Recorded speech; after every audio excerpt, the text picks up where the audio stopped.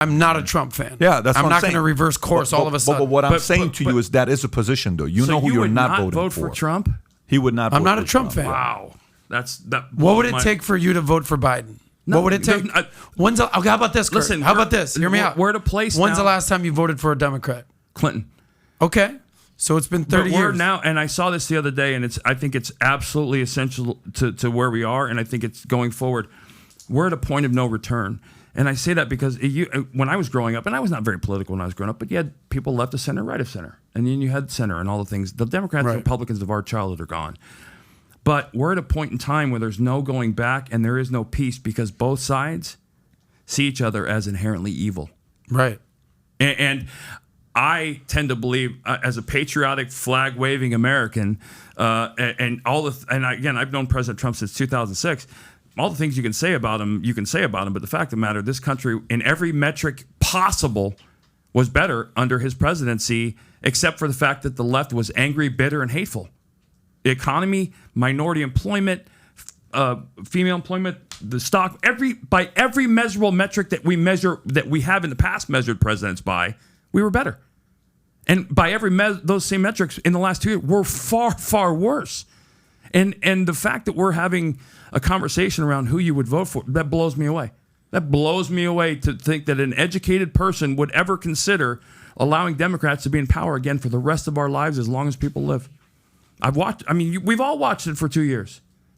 The destruction that they've wrought on the foundational principles of this country. And listen, you can say all you want. This country was founded on Judeo-Christian principles. It just was.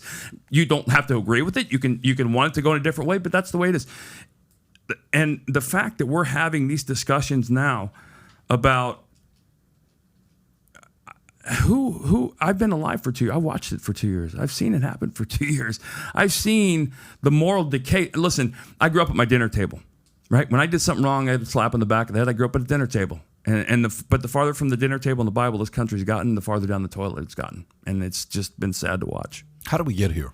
In your opinion, how do we get here? Apathy. For, 30 or 40 years, we had 40, 50% voter turnout. We let them get where they are. And I think there's a certain level of corruption in the process that has gotten people into office, because you can't convince me that a majority of people in Maxine Waters' district or AOC's district or Nancy Pelosi vote or Eric Schiff. These people are the dumbest of the dumb. There's just there. I mean, listen, we know that there was a massive amounts of election fraud in the last election. How much, I don't know that we'll ever find out, but we know because we've seen the evidence. And I was up at 3 a.m. when the vote total for Biden changed by 2 million and Trump's didn't move an inch. And I was like, wait a minute, what just happened? But you say something like that now, and you're a conspiracy theorist. My God, I don't know how many years ago I mentioned something. I didn't know what Q was.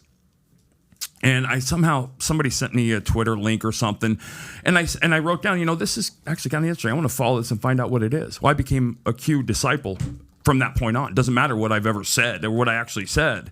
But what do you mean? You someone labeled you a Q disciple? Oh yeah, or? I've been a QAnon person since then. And like everything else, my mom taught me how to speed read when I was young. Mm-hmm. I have 15 or 20 books sitting by my bed, so I read everything about everything that I can find out. Yeah. And I like to find out about stuff.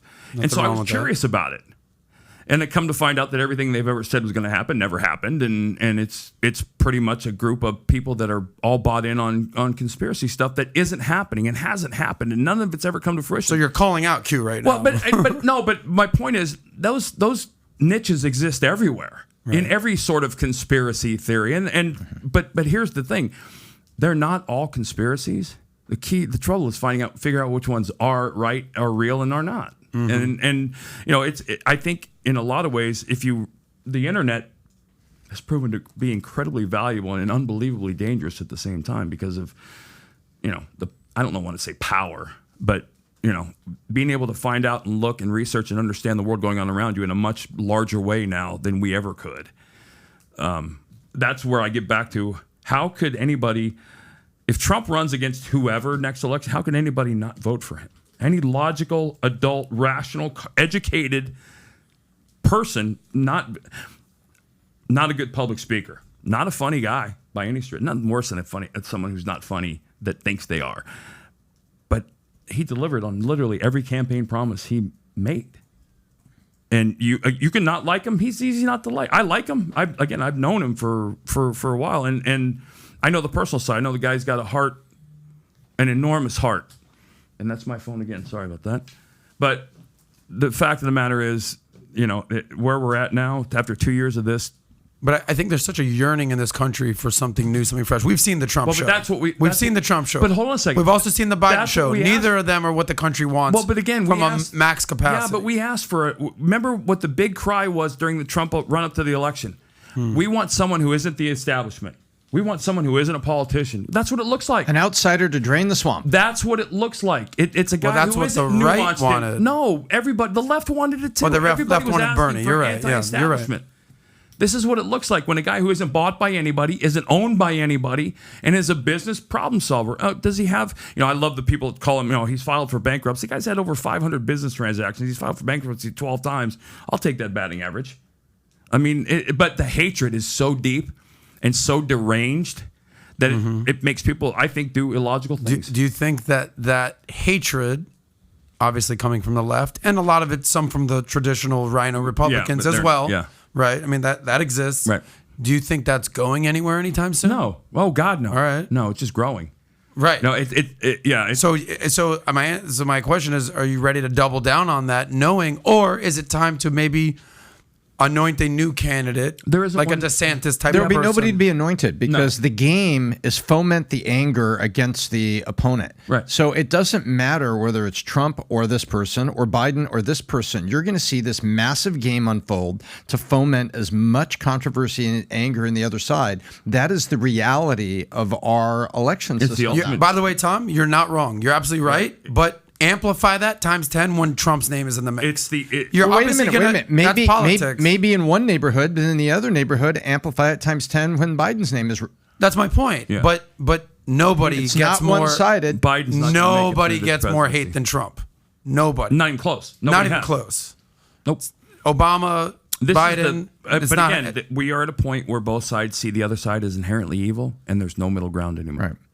And that's dangerous because there's nobody out there that's looking to put that bridge over troubled water. And you think Trump's going to be that guy? No. Right, but the country will be, again, it'll go, in my opinion, the things that people that matter, like your income, the price of gas, your 401k, all the things that matter to everyday Americans gets better. Otherwise, it doesn't. So if you like this clip and you want to watch another one, click right here. And if you want to watch the entire podcast, click right here.